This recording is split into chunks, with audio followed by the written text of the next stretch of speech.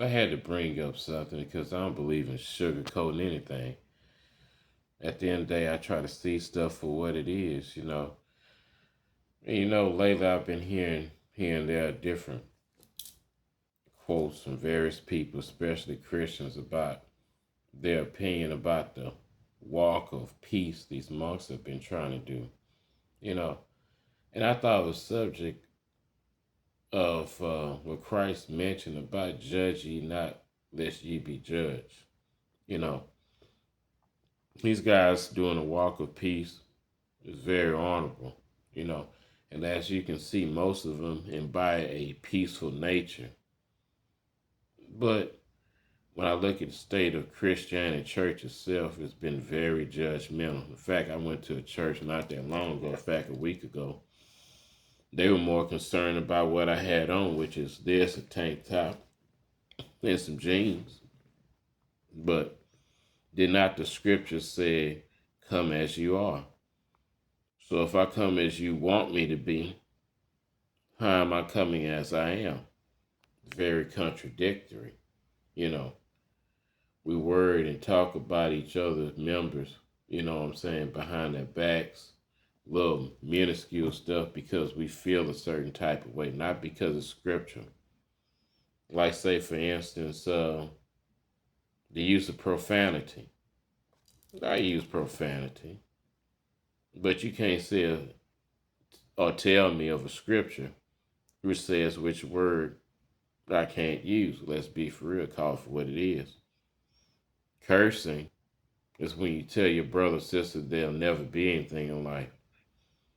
Cursing is lying to them to try to deceive them from trying to advance. Cursing is saying, I wish you would die, wishing you would fail. Cursing is being a false friend in a person's life. Those are curses when you set up failures for your fellow man or woman to not make it in this world. Is a form of cursing.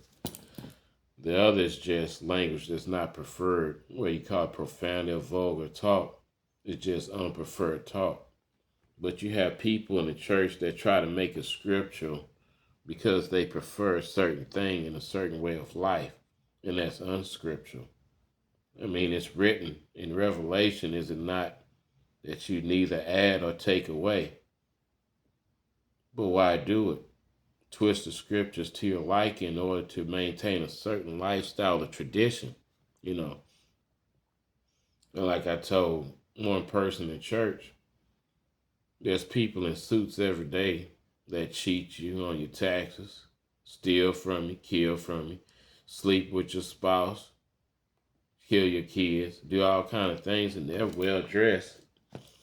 And you got people like me, regular dressed, who will save your family, give them a place to stay, something to eat. And you got people that wear suits that's millions of dollars that won't give you a drop of water on the street. You know, as Christ gave the example of the Samaritan man, many people heard the story, but very, very few people get the understanding of it. Is that when you judge somebody according to public belief and prejudices and preferences, you miss out on the genuineness of the individual behind the skin, the outer appearance.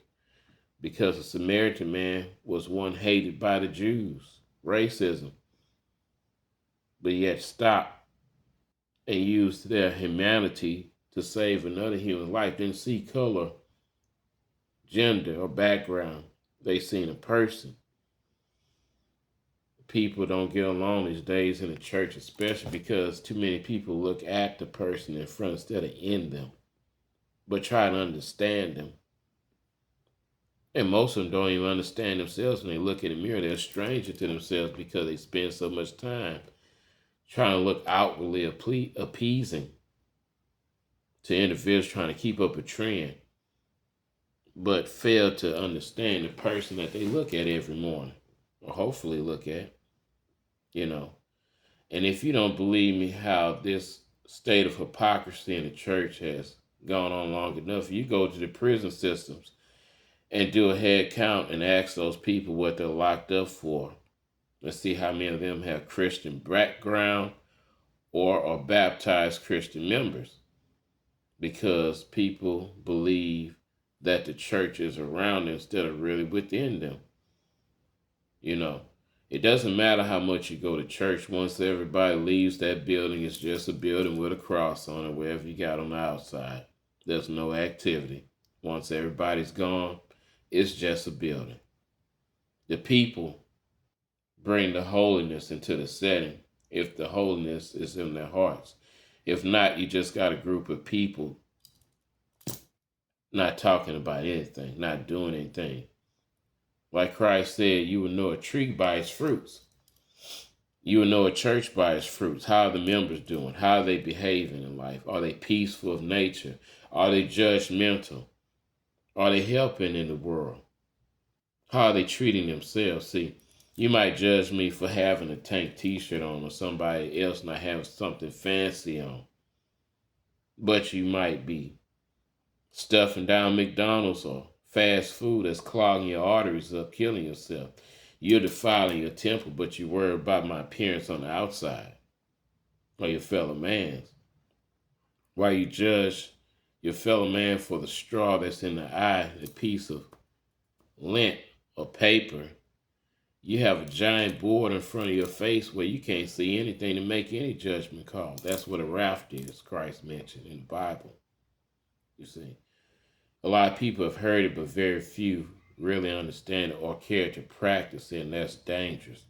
Because the word Christian isn't a title you claim, it's a state of being. Because you have to act according to it. You know, if you're not acting according to what you believe, you are a counterfeit or a fake. You know, many call themselves chosen ones. You're not a chosen one. You've been selected. You're a called one. But until you actually walk the walk and practice what is being required of you, embodying the nature of a chosen one, you're not chosen, you're just called. You've been selected, but you're not walking the mission yet. Until you walk the mission, then you're called, you're a chosen one because you chose the mission. You know, Christ said, pick up my torture stake and follow me. You know, because not that you want to be tortured, it's that chosen one knows what come with the price of walking the path of the Christ. That would not be easy, and you will suffer many tortures for being different because you didn't follow the sheep mentality that many follow. You know, too many people look to a book for life, trying to read about it instead of living it, and that's dangerous because a book can only describe the perspective of the writer. But what's the point of living life if you don't know your own? You can't read a book about that. You got to live it. I don't care if me and you walk down the same road and both of us hate it or like it. We both have our own personal perspective of the journey, and that's life.